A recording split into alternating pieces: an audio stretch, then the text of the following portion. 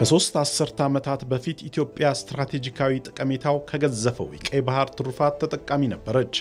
በቀጠናው የባህር እንቅስቃሴ የሰላምና ጸጥታ መከበር ውስጥም የአንበሳ ድርሻ እንደነበራት የታሪክ ድርሳናት ያትታሉ። ቅድመ ታሪክም ቢሆን በታሪክ ዘመን ኢትዮጵያና ቀይ ባህርን ገነጣጠላቸው ኃይልም ምንም አልነበረም ማለት ነው። ወደ ካሌብም ስንመጣ በ6ኛው ክፍለ ዘመን ከዛም በፊት ክርስትና ወደ ኢትዮጵያ ያመጣበት ሁኔታ ስናስበው በቀይ ባህር በኩል ከሲሪያ ጋር ተያይዞ ከግብጽ ጋር ተያይዞ ወደዚህ የመጣ መሆኑን እናውቃለን። ትውልድ ቅብብሎች በውድ ልጆቿ ተጋድሎና መስዋዕትነት እስከ 1980ዎቹ የዘለቀውን የባህር በር ጥያቄ የሚዘጋ ምዕራፍ ሲከፈት ለምን ያሉ ጥርስ ተነከሰባቸው። ያንን ታሪካዊ ተፈጥሯዊና ሕጋዊ መብቷን በባዕዳንና በባንዶች ጥምረታዊ ሴራ ተነጥቃ ኢትዮጵያ ለቀይ ባህር እጅግ የቅርብ ሩቅ ሆና የበይ ተመልካች ሆነች።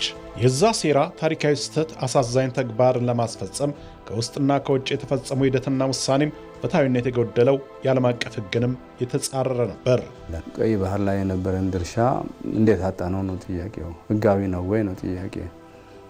ሕጋዊ ያለመሆኑን መዘርዘር ይቻላል።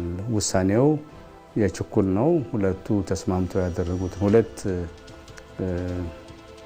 አማጽያን ውሳኔ ነው እንጂ የህዝብ ውሳኔ አይደለም። እዛ ላይ ጥያቄ ማንሳት ይቻላል። የተባበሩት መንግስታት አስተባባሪ የነበሩት ጴጥሮስ ጋሊ ድርሻ ከሆነ የጠላት ውሳኔ ነው ማለት ነው።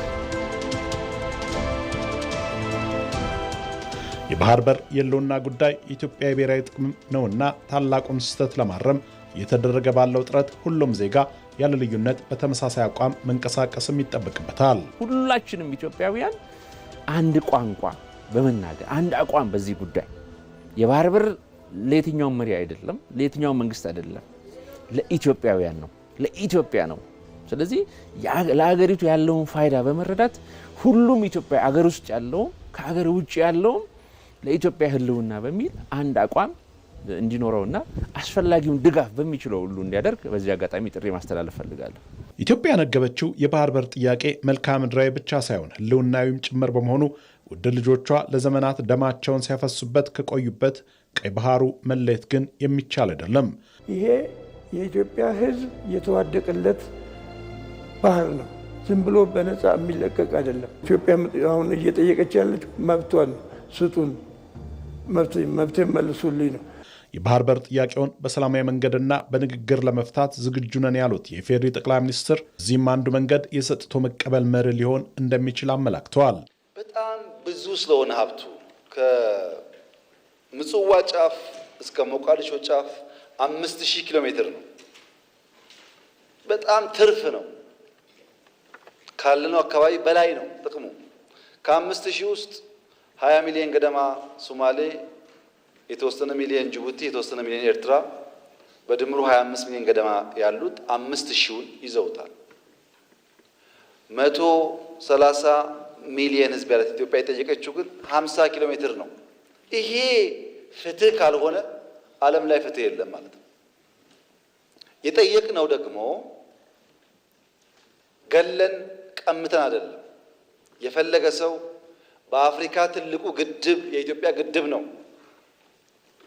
ክብር ምስጋና የኢትዮጵያ ህዝብ ይግባና ትልቁን ግድብ ገንብቶልናል። ከዛ 15-20% ሼር ወስዶ ለኢትዮጵያ አክሰስ መስጠት ይቻላል፣ በቢዝነስ ህግ ማለት ነው። የለም ግድብ ከበደኝ ከተባለ በአፍሪካ አንደኛው የአየር መንገድ የኢትዮጵያ አየር መንገድ ነው። 5-10-20% ተወስዶ አክሰስ መስጠት ይቻላል። ያ ካሁንስ ሊዝ ይቻላል። ያ ካሁንስ የላንድ ስዋፕ ይቻላል። በሰላም በንግግር ይቻላል።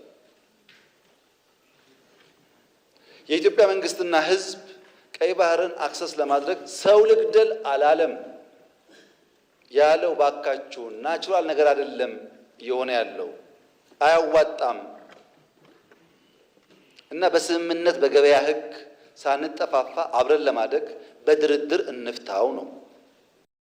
የኢትዮጵያን የባህር በር ጥያቄ መመለስ ኃላፊነት በዚህ ትውልድ ላይ የተጣለ ታላቁ ሀገራዊና ህዝባዊ አደራ ነው።